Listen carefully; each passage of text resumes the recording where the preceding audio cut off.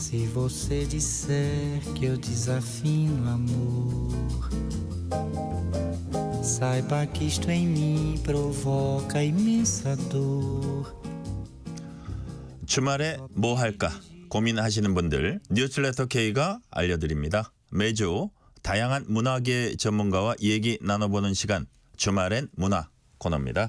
오늘은 외식업 전문가입니다. 김혜준 컴퍼니의 김혜준 대표와 함께 화제 예능 흑백 요리사 얘기도 듣고 주말 미식 추천까지 받아보겠습니다. 김혜준 대표님 어서 오세요. 안녕하세요. 반갑습니다. 반갑습니다. 자, 김 대표님은 외식업계에서 우리 김혜준 대표님을 모르는 분이 없을 정도다.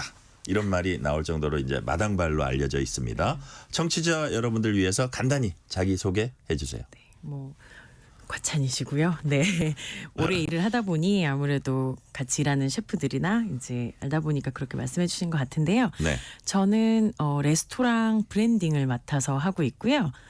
보통은 푸드 컨텐츠 디렉터라고 얘기도 하는데요. 푸드 컨텐츠 디렉터. 예. 그러니까 음식과 관련된 일들을 대중들에게 알리기 위해서 다양한 일들이 이루어지고 있잖아요. 네, 네. 기사라던가 아니면 행사라던가 이런 걸 기획을 하고 네. 또 뭐 원고를 쓴다던가 하는 일을 하고 있습니다. 푸드 컨텐츠 디렉터라고 말씀하셨고, 자, 최근에 화제가 된 OTT 예능 흑백 요리사 보셨죠? 네, 너무너무 열심히 챙겨봤습니다. 재밌게 보셨어요? 네. 자, 근데 출연한 셰프들 100명 중에 70명 정도는 김 대표님이 아는 분들이다. 이런 얘기를 제가 들었습니다. 아는 셰프들이 많이 나왔으니까 더 재미있었을 것 같아요. 어떻게 보셨습니까? 저는 매회 챙겨보면서 정말 심장이 졸아드는 약간 아, 그래요? 그런 정말 쾌감으로 보기도 했고요. 그 대회비로 진행됐던 되게 네. 장시간 동안 이뤄졌던 프로젝트여서 네. 저도 세세하게 뭐 이렇게 진행된 건 잘 몰랐지만 대강 되게 어렵게 촬영을 하고 정말 힘들게 뭔가 이렇게 진행했다는 걸 들어가지고 네. 좀 더 새삼스럽게 재밌었습니다. 와, 그럼 보면서도 내가 저 사람이 더 친한데 혹은 꼭 친하지 않더라도 저쪽이 더 좋아 보이는데 요리로서 네. 저쪽이 이겨야겠구나 뭐 이런 생각도 하면서 보셨을 것 같아요. 그럼요. 개인 취향도 있었고 네. 그 안성재 셰프님의 네. 취향이라던가 약간 백종원 대표님의 취향이 네. 꽤 다른 이제 구도였기 때문에 그걸 관망하는 재미가 전 너무나 있었던 것 같아요. 직접 컨설팅 하신 분도 거기 참여해서 나왔었다면서요. 네, 반찬 셰프란 이름으로 네. 이제 15위까지 올라갔던 셰프인데 되게 조용해서 많이 편집이 됐지만 예, 예. 실력 있는 친구입니다. 그래요. 흑백 요리사 얘기에선 잠깐 벗어날지도 모르는데 청와대 메뉴 스토리텔링 이건 무슨 얘기입니까? 제가 이제 한식 위주의 그 레스토랑 미쉐린 레스토랑 두 곳을 이제 네. 브랜딩을 하다 보니까 관련해서 한식을 좀 재정립하고 이걸 컨텐츠화하는 그런 업무들이 많이 들어왔었어요. 예, 예. 그래서 이제 전 정부에서 이제 오만찬 메뉴 스토리텔링이라던가 이런 업무들이 들어와서 일을 했던 적이 있습니다. 아, 그 전전 정부에서 네. 예, 그랬었군요. 자, 그렇다면 이제 흑백 요리사로 다시 돌아와서 자, 프로그램 보시면서 따로 연락해 보신 어떤 셰프들 있었습니까? 있죠. 매번 이제 정말 친한 셰프들이 많잖아요. 그 중에서 뭐 여경래 셰프님은 이제 경기가 끝난 다음에 그 너무너무 저 잘 봤습니다라고 예. 인사도 드리고 너무 고생하셨습니다. 그리고 이제 젊은 이제 흑수저 친구들은 예. 근데 너무 잘했어. 막 이런 약간 피드백을 너무 전하고 싶어서 예. 요즘 SNS로 이제 본 화면을 캡처를 해서 올린 다음에 태그를 해가지고 메시지를 예. 보내기도 했습니다. 아, 그랬군요. 자, 그렇다면 이 프로그램 흑백 요리사에 대한 요식업계 반응 어떻습니까? 정말 심각할 정도로 되게 침체돼 있는 상황이었었고 네네. 경기가 아무래도 그렇게 흐르다 보니까 그걸 뚫어줄 수 있는 포인트가 사실 없었어요. 예. 근데 갑자기 이제 넷플릭스라는 거대 자본에서 만든 이제 OPP에서 프로그램이 딱 나온다고 하니까 반신반의는 했었어요. 과연 잘 나올까? 이제 왜곡돼서 예능으로 풀릴지 않을까? 예. 이런 고민 다들 하셨을 것 같은데 저는 굉장히 재미있게 봤고 정말 그 바둑판 위에 흑돌과 백돌이 이렇게 대칭하는 그 구도도 아이디어도 정말 전 좋았다고 생각합니다. 그러니까 이게 이제 프로그램으로서 단순히 재밌는 게 아니라 네. 이게 요식업계가 다시 붐업되는 네.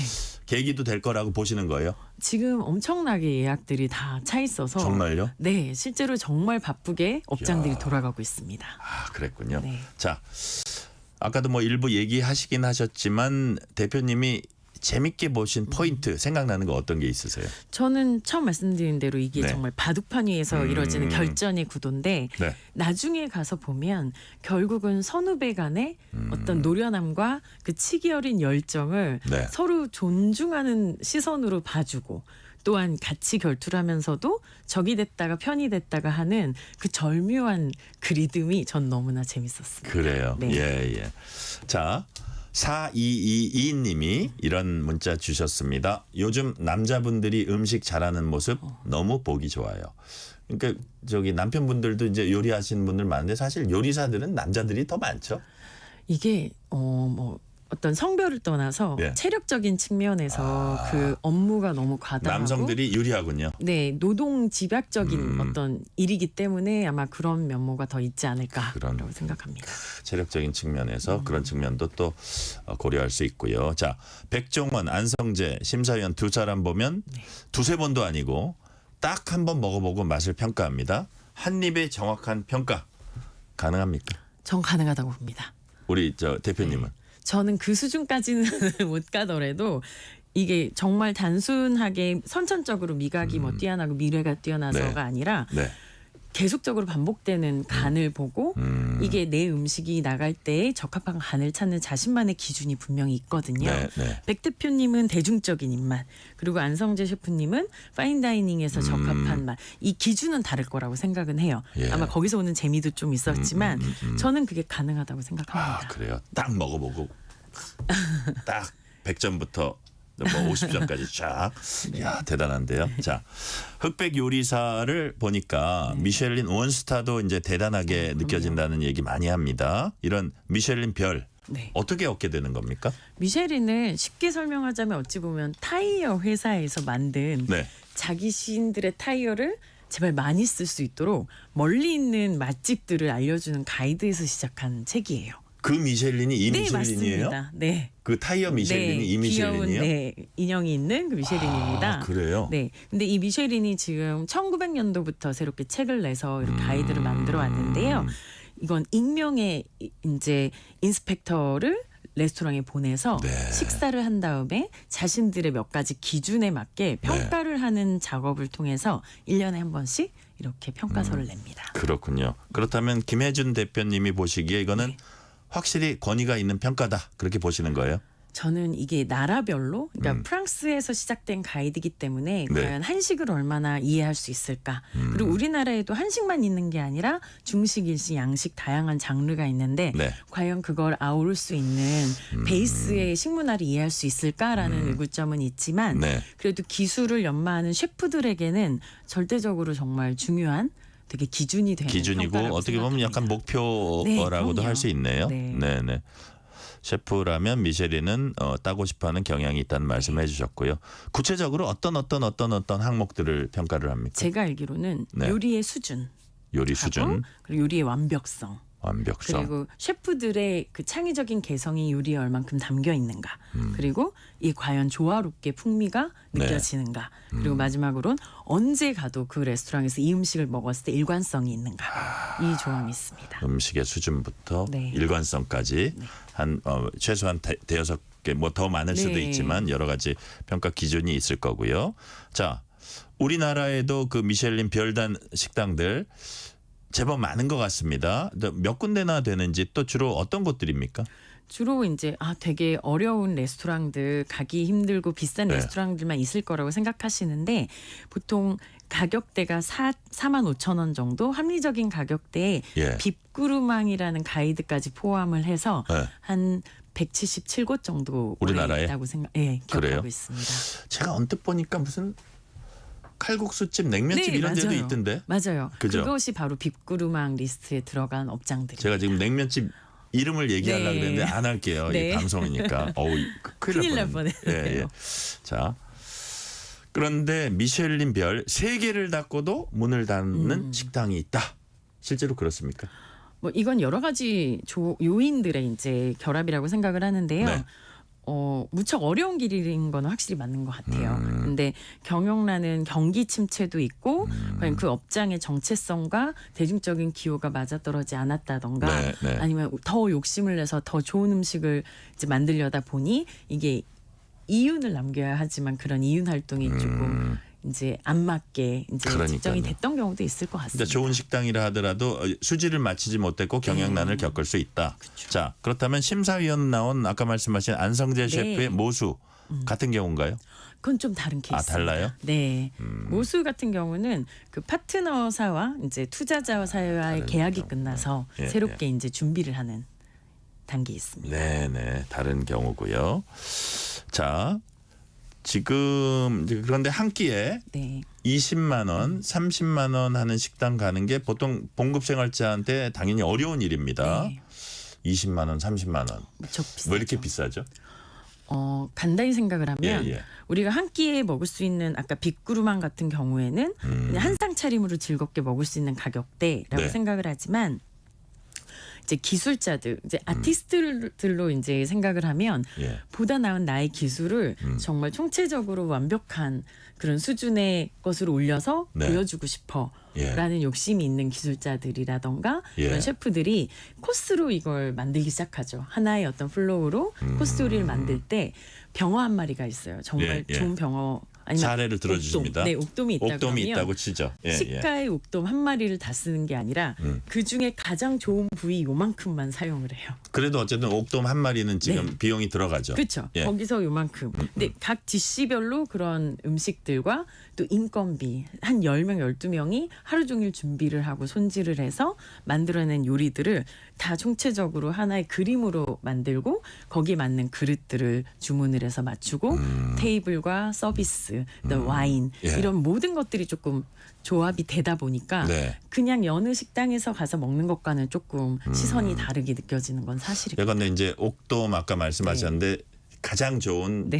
어떤 부위, 네. 특정 부위를 하면 옥돔 한 마리만 있으면 되는 게 아니라 막 세 마리, 네 마리가 필요하네요. 그렇죠. 그 안에 채워넣을 다른 어떤 귀한 어떤 식재료도 있을 네. 수 있고 뭐 캐비아를 그릇까지. 쓴다던가 스푼이랑 나이프도 은식기를 쓴다던가 근데 그런 네. 좋은 음식 먹으면서 또 너무 싼 와인 먹기는 뭐하다 이런 그렇죠. 생각을 할 수도 있다. 맞습니다. 아, 네. 거기까지 다 맞추다 보면 네. 결국 음식값은 올라갈 수밖에 없다. 네, 다양성으로 생각해 주시면 좋을 것 같아요. 다양성으로 네. 생각해주면 좋다. 자, 지금 이제 비싼 음식점 얘기했는데 우리의 파인 다이닝이라고 하죠. 고급 식당을 이제 의미하는 파인 다이닝 시장. 전반적으로는 어떻게 평가하세요? 되게 어려운 길을 가고 있죠. 그러니까 마진율이 정말 잘 남겨도 5%밖에 안 되는 사업이다 보니까 아, 그래요? 네, 그래서 회계학적으로 어느 정도로도 이게 맞지가 않아 이렇게 예. 생각을 하실 정도로 어려운 저는 산업이지만 이게 결국은 기술자들의 정말 자아 실현을 위해서 끌고 가는 정말 어려운 그분들은 산업인 이제 것 같아요. 이게 장인 정신이 있어야 된다 이런 생각도 하나요? 그럼요. 자기가 여태까지 10년, 20년 쌓아온 해외에서 국내에서 예. 기술을 쌓아온 것들을 접시 안에서 펼쳐내고 싶어하는 욕망, 그게 흑백요리사에서 그 백수저들이 보여준 그 모습들이 네. 바로 이 셰프들의 모습과 똑같다고 생각합니다. 자, 그렇다면 네. 다른 나라와 비교하면 지금 뭐 한 5% 정도 수익이라 그러셨는데 네. 수익률 말씀하셨는데 다른 나라와 파인다이닝 비교하면 이게 규모라든지 안정성이라든지 우리나라 좀 차이가 나요? 아직까지는 굉장히 약한 부분이라고 생각을 그래요? 해요. 일본이라던가 스페인 같은 경우는 이걸 소비하는 소비자의 층이 굉장히 두텁기 때문에 네. 다양한 레스토랑이 정말 다양한 가격대로 다양한 장르의 요리들을 선보이고 있거든요. 네네. 그래서 우리나라도 아직은 좀 더 즐겁게 먹고 또 많은 사람들이 많은 기업들이 투자를 한다던가 예, 어떤 예. 자본적인 어떤 움직임도 크게 일어난다면 저는 빠른 발전을 또 이뤄올 수 있지 않을까 생각합니다. 아까도 우리가 잠시 얘기하긴 했는데 이번 흑백 요리사 흥행이 외식업계에 뭐 도움은 된다고 보시는 거예요? 저는 확실하게 본다고 생각합니다. 아, 그래요? 근데 다만 더 길게 가졌으면 하는 생각입니다. 아, 이게 네. 반짝 인기나 네. 반짝 관심이 아니라 네, 꾸준하게 나도 언젠가 약간 돈을 모아서 다음에는 저기서 음식을 먹어봐야지라는 네. 호기심이 정말 너무 비싼 사치야라는 게 아니라 뭐 한두 번 먹을 걸 모아서 한 번은 더 재밌는 걸 먹어보고 싶어라는 생각을 좀 더 자유롭게 하면 좋지 않을까. 그래요. 합니다. 자, 이 대목에서 이제 주제를 살짝 네. 바꿔서요.